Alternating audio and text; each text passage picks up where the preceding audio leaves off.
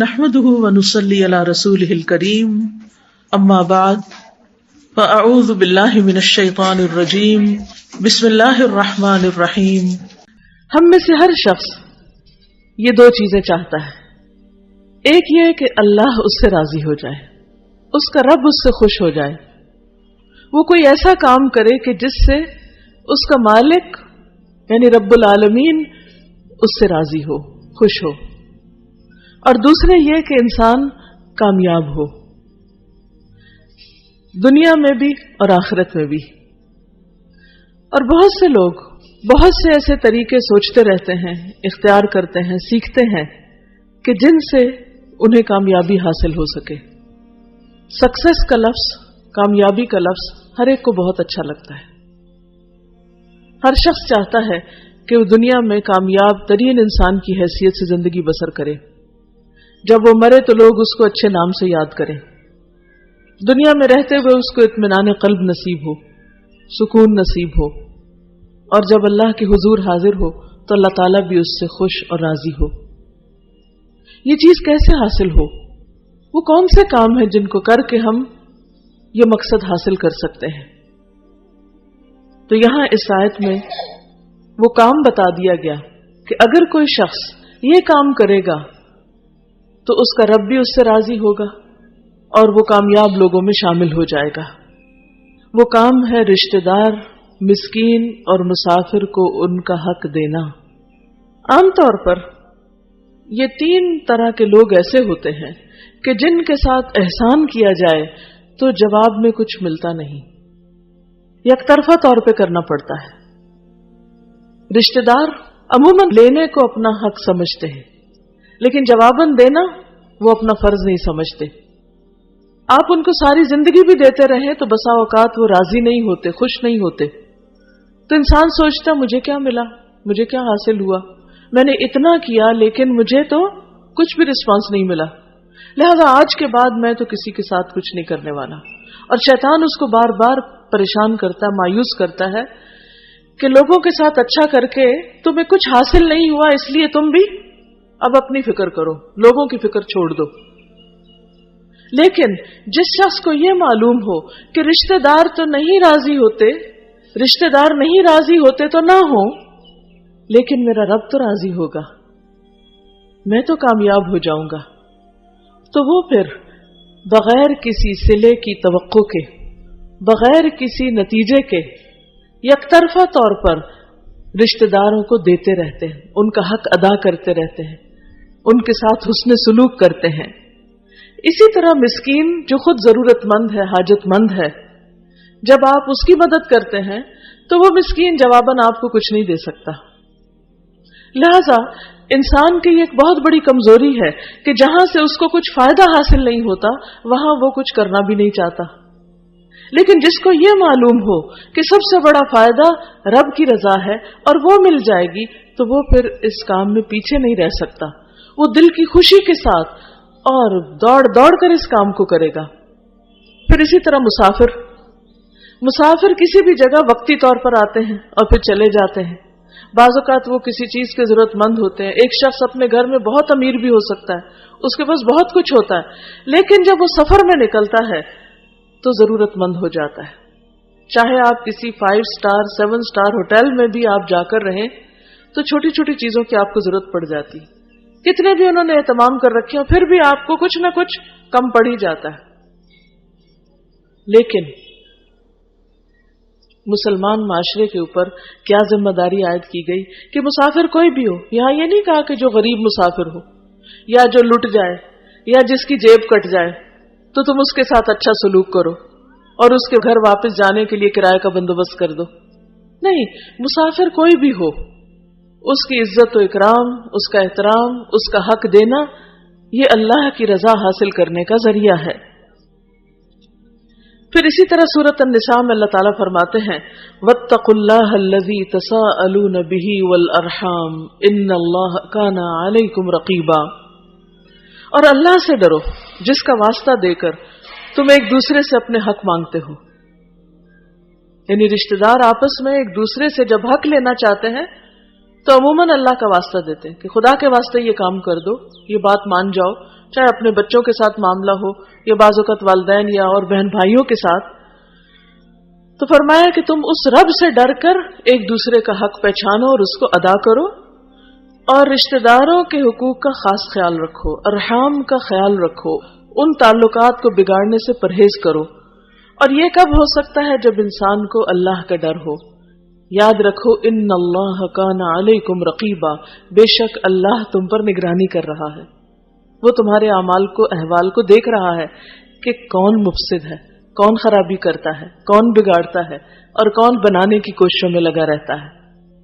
صلہ رحمی یا رشتہ داروں کے ساتھ اچھا سلوک ان صفات میں سے ہے جو ہر معاشرے کے اندر اچھی نظر سے دیکھی جاتی ہیں.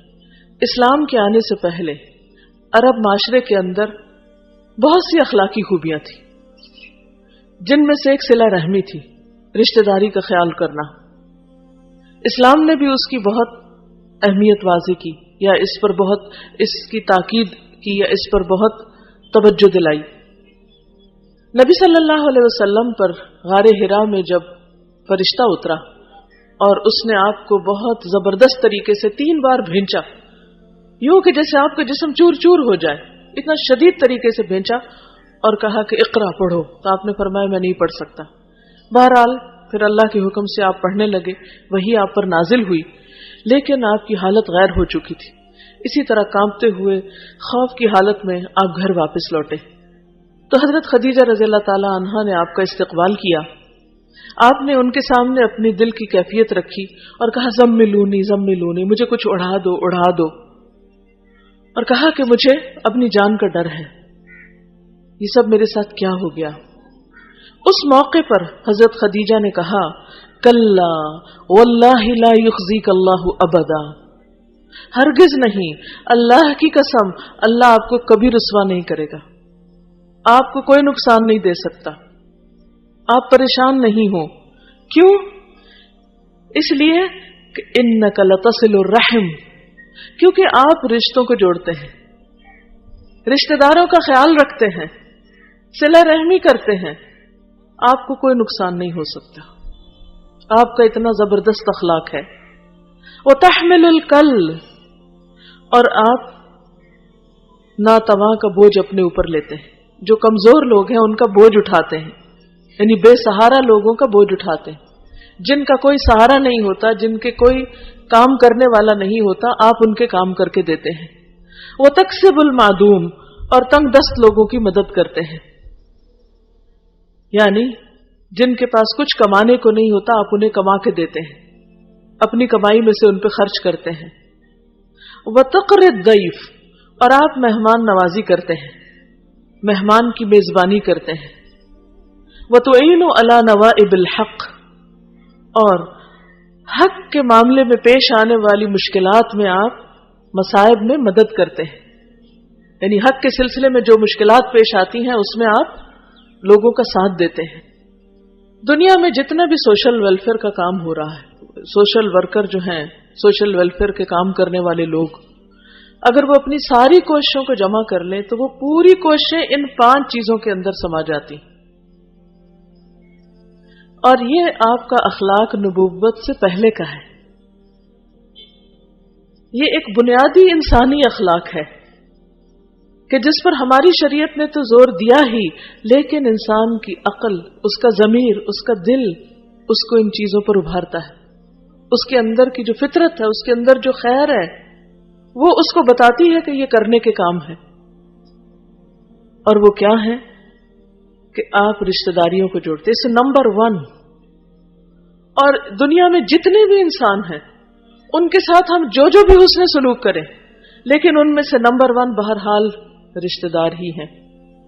چاہے وہ ہم سے روٹھے، چاہے وہ ہمارے ساتھ اچھا سلوک نہ بھی کرے، چاہے وہ ہم کو نہ بھی پوچھے، چاہے وہ ہمارے کام نہ بھی آئیں، لیکن پھر بھی وہ ہمارے حسن سلوک کے سب سے پہلے مستحق ہیں. اور ان رشتہ داروں میں سب سے پہلے والدین آتے ہیں، پھر اولاد آتی، بہن بھائی آتے ہیں، پھر اسی طرح پھیلتے جاتا ہے معاملہ، خالہ، چچا، ماموں، باقی لوگ آتے ہیں. لیکن انسان اگر انسانوں کی مدد اور خدمت کرنا چاہتا ہے تو سب سے پہلے کیا دیکھے کہ اس کے اپنے خاندان میں کون مستحق ہے، صدقے خیرات کا یا زکوٰۃ کا یا ویسے مدد کا کون مستحق ہے۔ یہ نہیں کہ انسان یتیم خانے کو تو ہر مہینے کچھ نہ کچھ بھیج دے، لیکن اپنے ہی فوت ہونے والے بھائی کے جو یتیم بچے ہیں ان کو نہ پوچھے کہ بھائی کا ہمارے ساتھ کوئی اچھا سلوک نہیں تھا۔ اگر وہ اپنے بھائی کے بچوں کو پہلے دے اور باقی یتیم خانے میں بعد میں بھیجے تو اس کا یہ عمل زیادہ اجر و ثواب کا باعث ہوگا۔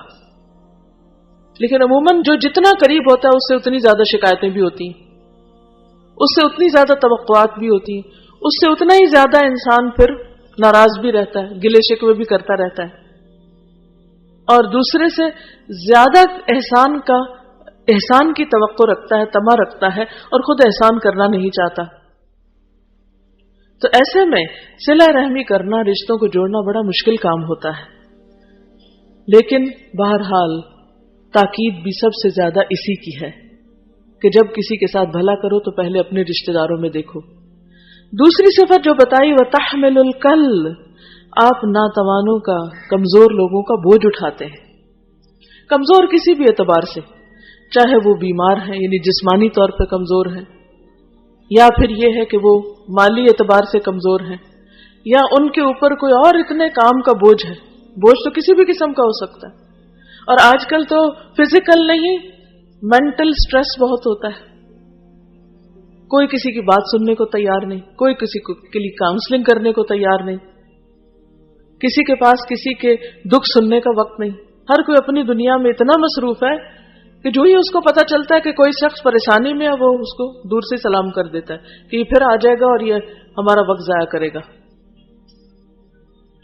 تو اس لیے نبی صلی اللہ علیہ وسلم نے جو کام کیا وہ کیا تھا، وہ تحمل الکل، کہ آپ خود جا کے جو بے سہارا بے آسرا ہوتے تھے، کوئی نابینا ہے، کوئی بڑھیا ہے، کوئی معذور ہے، سارے جتنے بھی ناتواں کمزور افراد آتے ہیں جو بوجھ تلے دبے ہوتے ہیں، ان سب کے بوجھ اٹھانے کے لیے آپ ہر دم تیار رہتے تھے۔ تو آپ کی یہ صفت اللہ کو بڑی پسند تھی، تو کہا اللہ آپ کو رسوا نہیں کرے گا کیونکہ آپ تو سب کے کام آتے ہیں، اور خصوصاً کمزوروں کے۔ آپ دیکھیں کہ جس کے پاس بہت کچھ ہوتا ہے اس کے ساتھ تو بہت سے لوگ تعلق رکھتے ہیں، اس کے تو بہت دوست ہوتے ہیں، لیکن عموماً جس کے پاس کچھ نہیں ہوتا اس کو کوئی بھی نہیں پوچھتا، اپنے بھی چھوڑ جاتے ہیں۔ اب تو یہاں تک خون سفید ہو گئے ہیں کہ لوگ اپنے بوڑھے ماں باپ کو بھی چاہتے ہیں کہ وہ ان کے حصے میں نہ آئے، کوئی اور ہی انہیں دیکھ لے۔ اور ہمارے ملکوں میں بھی اولڈ ہوم کا رواج ہوتا جا رہا ہے کہ ہم جو پیسہ کما رہے اس میں سے کچھ دے دیں گے، لیکن ذمہ داری ہم نہیں اٹھا سکتے۔ تو ماں باپ کو صرف پیسہ تو نہیں چاہیے ہوتا، انہیں ہماری شفقت اور محبت اور توجہ بھی چاہیے ہوتی ہے۔ تیسری صفت جو بتائی وہ تکسب المعدوم، اور آپ تنگ دست لوگوں کی مدد کرتے ہیں، یعنی جن کے پاس کچھ نہیں، جن کے پاس کھانے کو نہیں، پہننے کو نہیں، ضروریات زندگی پورا کرنے کو کچھ نہیں، آپ خود کما کے ان کی ضرورت پوری کرتے ہیں، یعنی اپنی آمدنی میں سے ان پر خرچ کرتے ہیں۔ عموماً ہمارے ہاں کیا ٹرینڈ ہوتا ہے کہ جو تنخواہ آئے اس میں جو بجٹ بنتا ہے وہ سارا اپنے ہی گھر کی ضروریات کا بنتا ہے۔ کتنے لوگ ہیں جو اس میں سے حصے مخصوص کیے ہوئے ہوں کہ یہ رشتہ داروں پہ خرچ کرنا ہے، یہ غریبوں کو دینا ہے، یہ کمزوروں بے سہارا لوگوں کو دینا ہے۔ عام طور پر اس کا خیال نہیں رکھا جاتا، لیکن نبی صلی اللہ علیہ وسلم اپنی کمائی میں سے ان پہ خرچ کرتے تھے کہ جو خود کما نہیں سکتے تھے۔ بعض اوقات کوئی جاب لیس ہو جاتا ہے، کسی کا بزنس ڈاؤن ہو جاتا ہے، کسی کو کوئی جاب ملتی ہی نہیں، سکلز ہوتے ہیں لیکن جاب نہیں ملتی، کوئی ہاتھ پھیلاتا ہے تو عموماً لوگ ان کو دھتکار دیتے ہیں، جاؤ جاؤ محنت کرو، کچھ کما کے خود کھاؤ، تم مفت خور ہو، یا ایسے تانے دیتے ہیں۔ حالانکہ کرنا کیا چاہیے کہ انسان انسانوں کو پہچانے کہ کون ایک عادی فقیر ہے اور کون واقعی ضرورت مند ہے۔ کالی بھیڑیں ہر جگہ ہوتی، تو چند لوگوں کی خرابی کی وجہ سے باقی سب کو ان کے حق سے محروم نہیں کرنا چاہیے۔ چوتھی چیز جو آپ کے اندر تھی وہ تقر الضیف، اور آپ مہمان کی عزت کرتے ہیں۔ ایک اور حدیث میں بھی آتا ہے من کان یؤمن باللہ والیوم الآخر فلیکرم ضیفہ، جو اللہ اور یوم آخرت پر ایمان رکھتا ہے اسے چاہیے کہ وہ مہمان کی عزت کرے، اس کے ساتھ حسن سلوک کرے، چاہے اس کا رشتہ دار ہو یا نہ ہو، کوئی جان پہچان کا ہو یا نہ ہو۔ نبی صلی اللہ علیہ وسلم نے اس یہودی کی کیسی مہمان نوازی کی تھی جو آپ کے دین میں سے بھی نہیں تھا اور ایک طرح سے آپ کا دشمن تھا۔ نبی صلی اللہ علیہ وسلم نے اس یہودی کی تمام ضروریات کا خیال رکھا، اور جو اس نے بستر خراب کیا اس کو بھی اپنے ہاتھ سے صاف کیا، اور اس کا کہیں چرچا نہیں کیا، اس کو شرمندہ نہیں کیا۔ کیا ہمارے اندر بھی اخلاق ہیں؟